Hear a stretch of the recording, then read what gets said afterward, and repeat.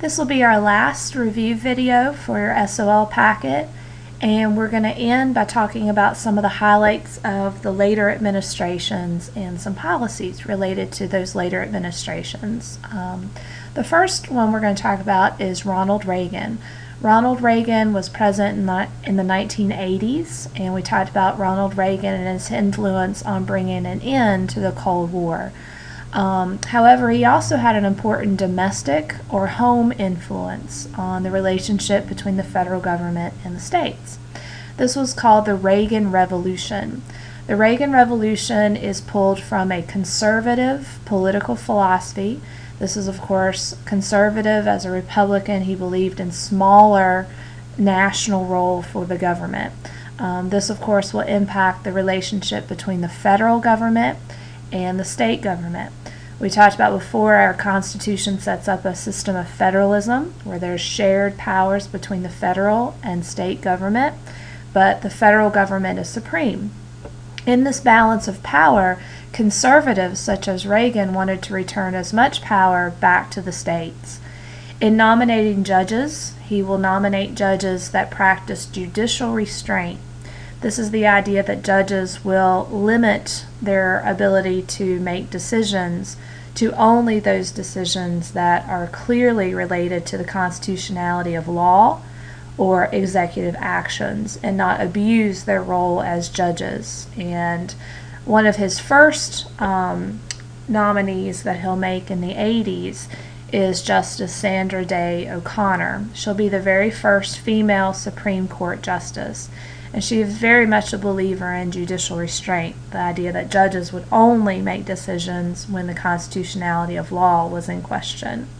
So this idea of conservatism, small national government when possible, is part of the Reagan Revolution. Now, dealing with judges, you need to understand that over time the Supreme Court has become more diverse over time. This is Clarence Thomas.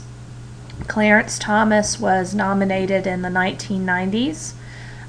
He will be our second African American Supreme Court Chief Justice, next to Thurgood Marshall. Thurgood Marshall, who was a NAACP attorney in arguing the Brown versus Board of Education decision, was also a judge. But in the 90s, Clarence Thomas becomes another African American on the court.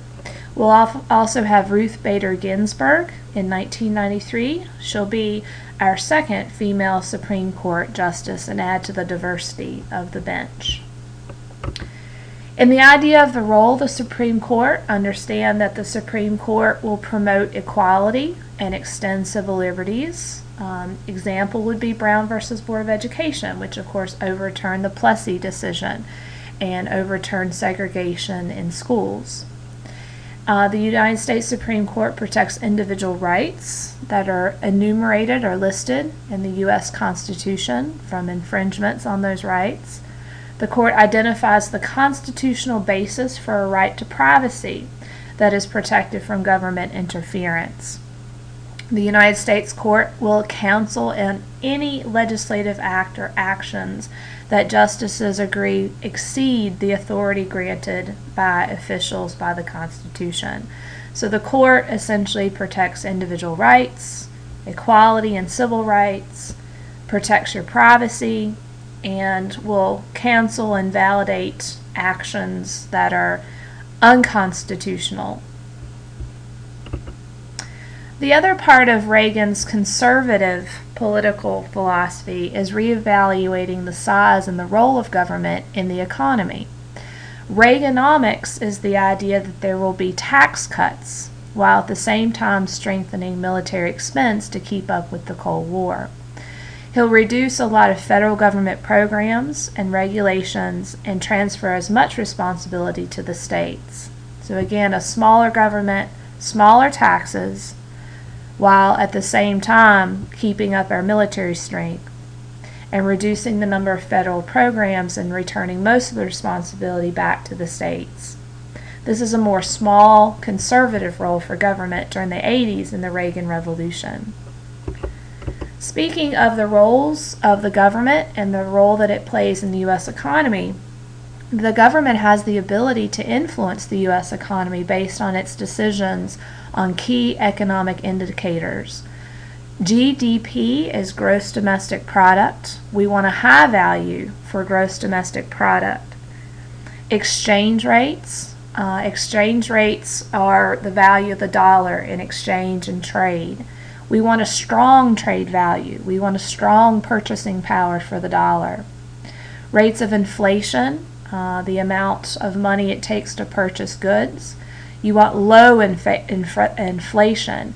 You want a strong dollar as a purchasing power. Unemployment, you want a strong economy and very low rates of unemployment. The Federal Reserve, we talked about before, is a government agency that establishes monetary policy decisions to control the supply of money and credit to either expand or contract economic growth. So if you want to expand money and credit, you'll essentially increase the amount of credit available to people so they have more money available to purchase.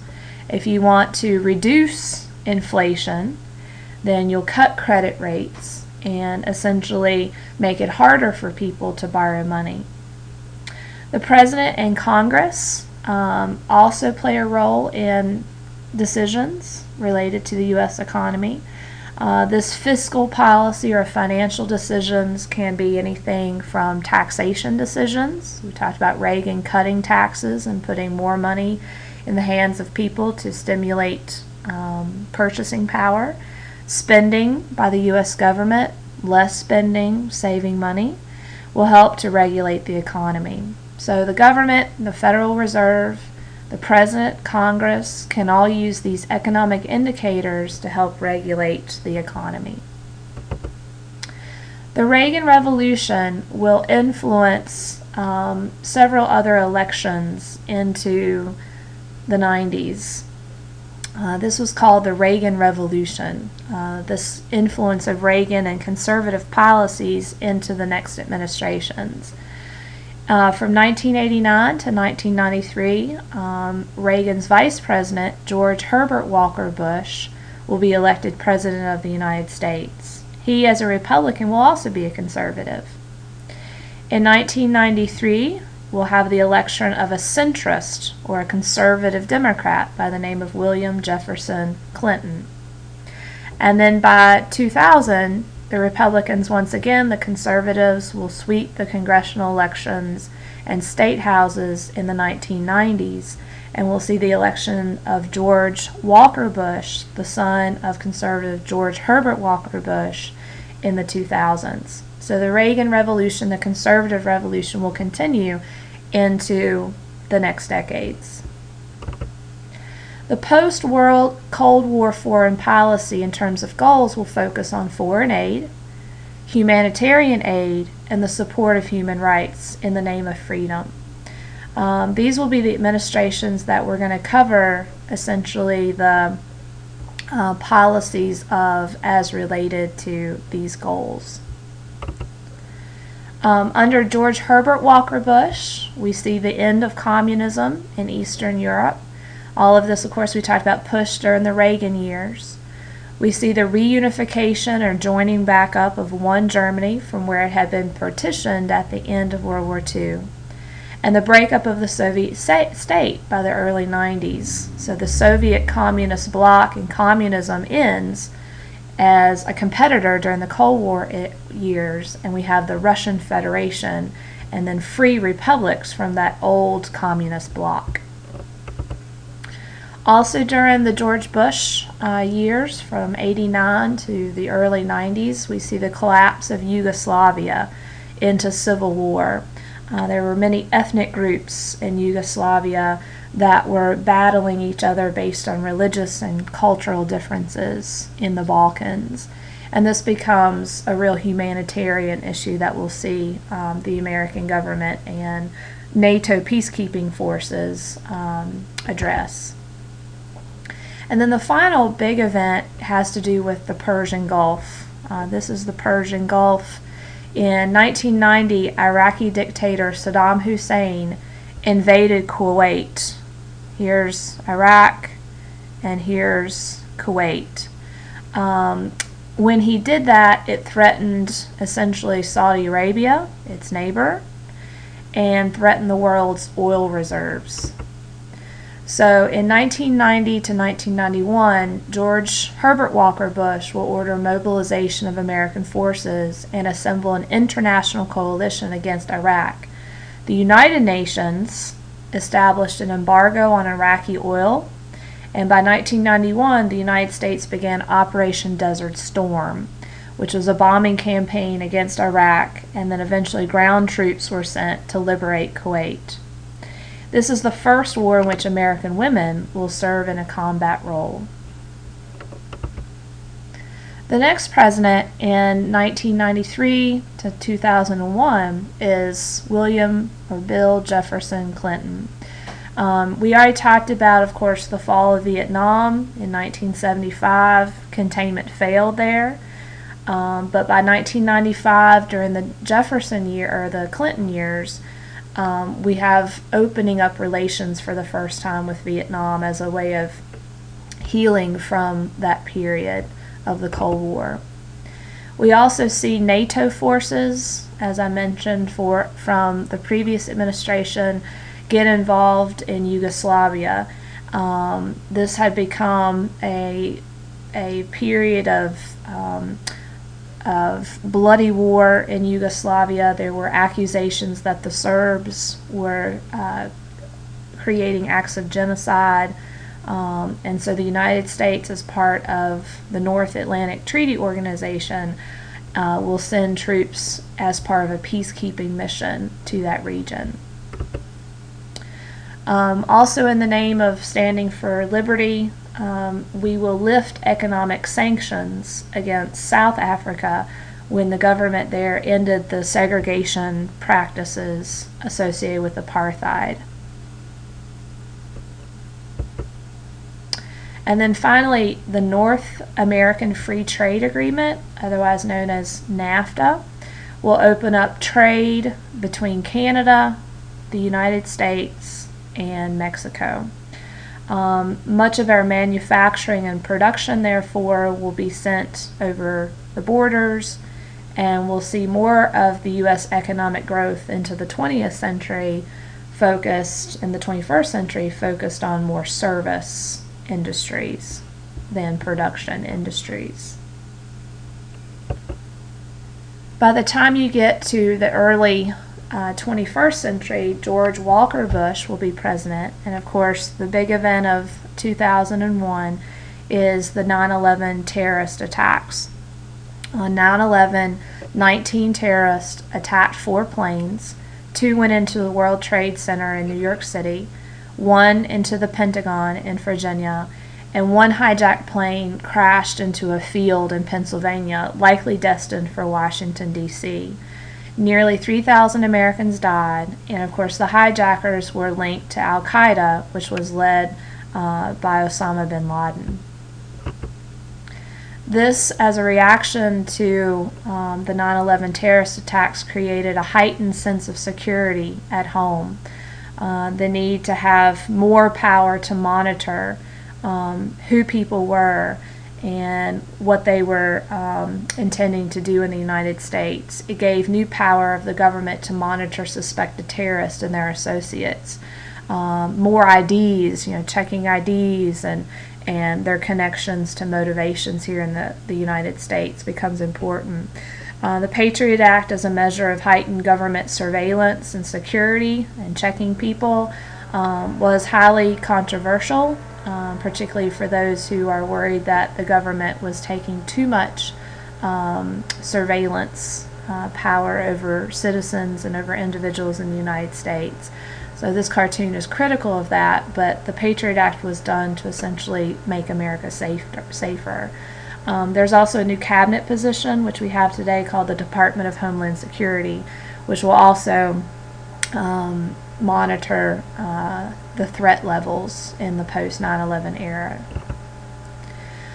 We also had diplomatic and military initiatives following the terrorist attack. In October 2001, the United States and Great Britain began bombing Afghanistan, which is here, to try to break up the Al-Qaeda network and get to Osama bin Laden. Iraq also becomes a target because Iraq, which at the time was still under dictator Saddam Hussein from the Persian Gulf War era, had failed to fully comply with the United Nations inspection for nuclear, chemical, and biological weapons. And President Bush believed that Iraq harbored terrorists, and Hussein, by the attack on Iraq, was removed from power and later executed. After the period of the Bush years, President Barack Obama will be elected, and today we continue a war on terror. We continue to play a role in Iraq, Afghanistan, and it's really become a global war on terror. As far as current policies and some highlights of some domestic issues that we're dealing with into the 21st century, one of the big issues is immigration. The United States has found immigration from many countries, but especially, as you see on this map, from Asia, as well as Latin American countries to our south. Those are the primary sources, Asia and Latin America. Many immigrants are coming for political freedom, economic opportunity, not unlike immigrants who had come before, jobs and freedom. There are several issues, modern day issues related to immigration policy, including with the new number of people, the fear that there's going to be a strain on government services for new people coming into the country, the issue of jobs that they'll fill, typically low-paying jobs in the United States, the question of whether or not the border should be better secured to make it harder for illegal immigrants to cross, or if we need an easier pathway to citizenship for those who are already in the country. Particularly coming from Latin American countries, that's lead to more bilingual education, or ESL, English as a second language, as well as more cultural diversity. This diversity can be seen in music and the arts and literature, their role in the labor force, science and engineering, and other fields. So it opens up a debate about the role of immigrants in U.S. policy decisions. These are some cartoons that we looked at, this one being rather critical of the Obama administration to secure the border with not enough guardsmen. This one saying essentially that America continues to be a place that is wanting people to come for jobs, and there's a incentive for immigrants to cross the border, sometimes illegally. And of course it's difficult for the border control to secure the border, and these people are willing to take some of these low-paying jobs while at the same time we're outsourcing jobs to other countries. So this one being sort of a questioning of our policy related to our economic need for laborers. So please review these slides. Please look at your packet for some of the highlights of the later administrations. After SOLs are over, we're going to look a little bit more in depth at 9/11, since that is kind of the defining moment of the 21st century and continues to be an issue we face today.